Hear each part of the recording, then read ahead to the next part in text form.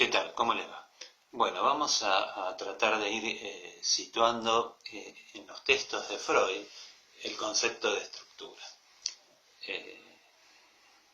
Si bien Freud no habla específicamente del término estructura, vamos a ver cómo podemos ir ubicando lo que sabemos del término estructura en el texto o en los textos de Freud, ¿no?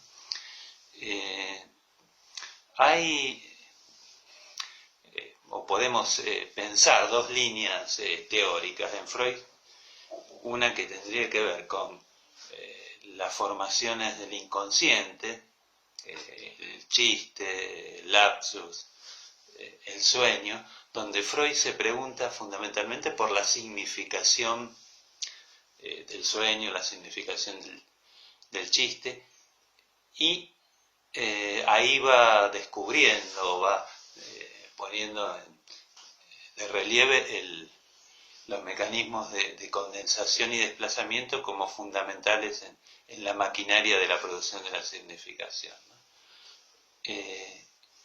Y hay otra línea conceptual en Freud muy marcada por sus preocupaciones clínicas que tienen que ver con la repetición. Los textos claves ahí serían recordar, repetir, reelaborar y dinámica de la transferencia, como los primeros textos donde específicamente él empieza a hablar conceptualmente de la repetición, y todo esto culmina en Más allá del principio del placer, donde plantea la repetición como un mecanismo fundamental en el funcionamiento del aparato psíquico. En ese texto Freud va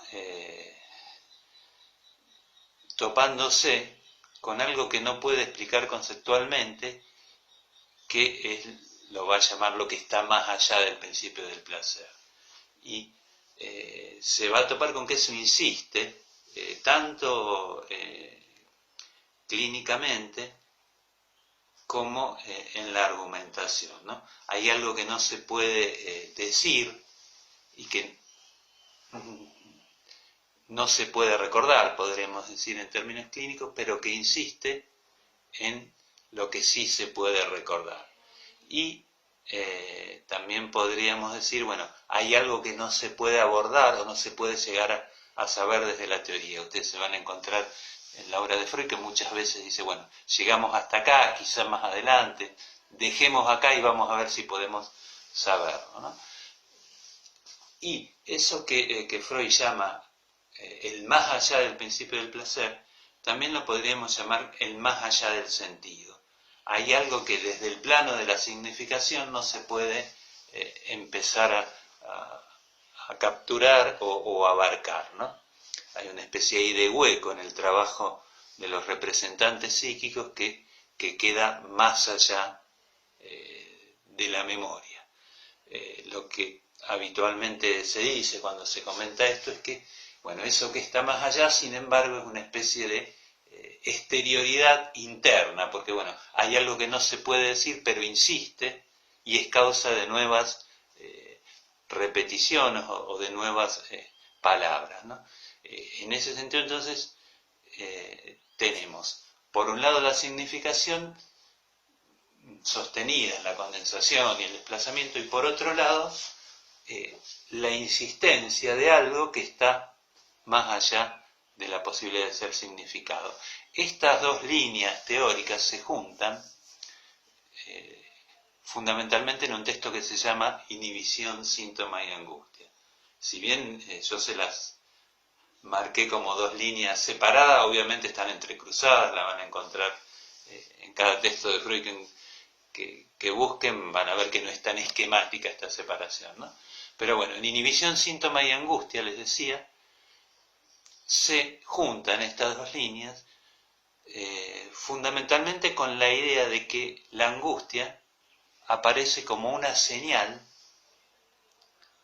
para desencadenar el trabajo de la represión.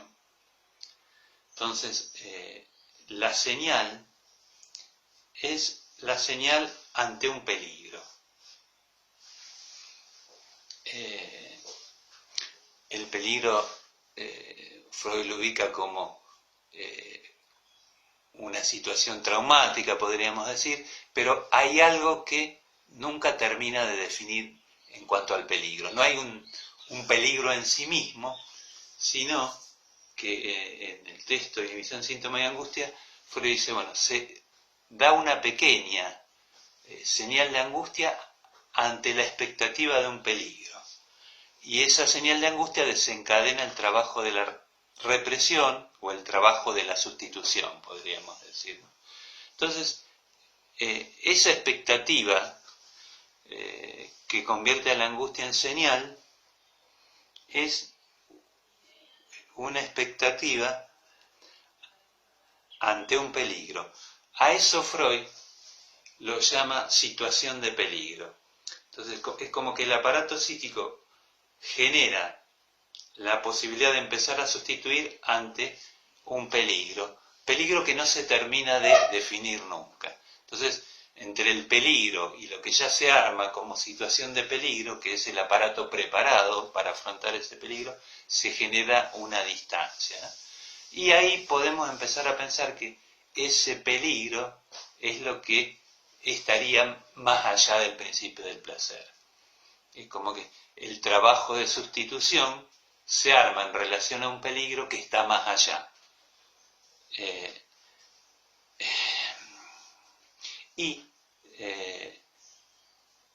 Ahí vamos a pensar entonces que el trabajo de sustitución como trabajo de la represión secundaria es lo que permite producir significaciones, pero hay algo que queda más allá, que sería ese núcleo indecible o eso inasimilable que tiene el síntoma.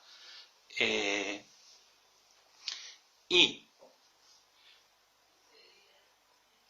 por ese lado, cuando hablamos de sustitución y de síntoma, vamos a empezar a situar la idea de estructura en Freud.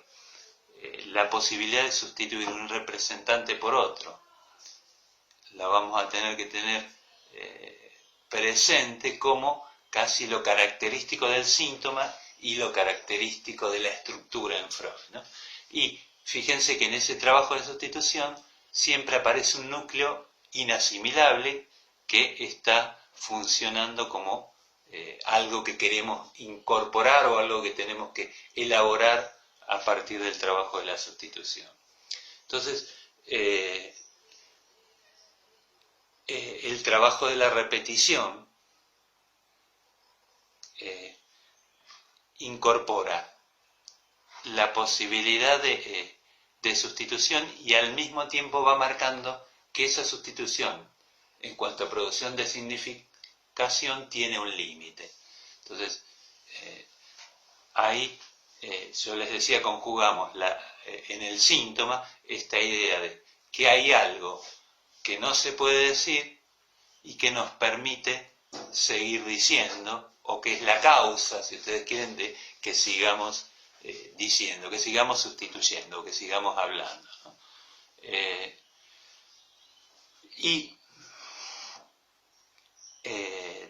Tendríamos que, un poco para aclarar más esto, que decir que en Freud, en los primeros trabajos, cuando él habla de repetición, él decía, bueno, primero se reprime y después, a partir de la represión, se da la repetición, se da el retorno de lo reprimido.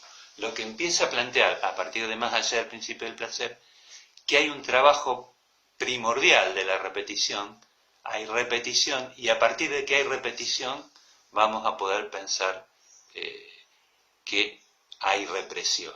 Es como que da vuelta a los términos, ¿no? Entonces, recapitulando un poco lo que venimos diciendo, tendríamos que decir,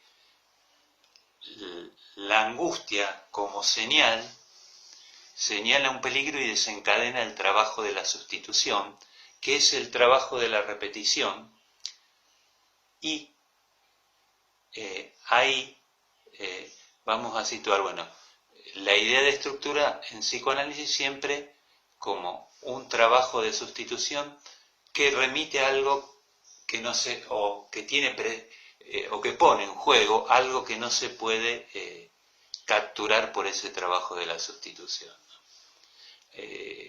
Cuando Freud se pregunta en Inhibición, Síntoma y Angustia qué es lo propio del síntoma, hace mucho hincapié en que, más allá del contenido del síntoma, lo fundamental de que algo sea sintomático es que haya un trabajo de sustitución.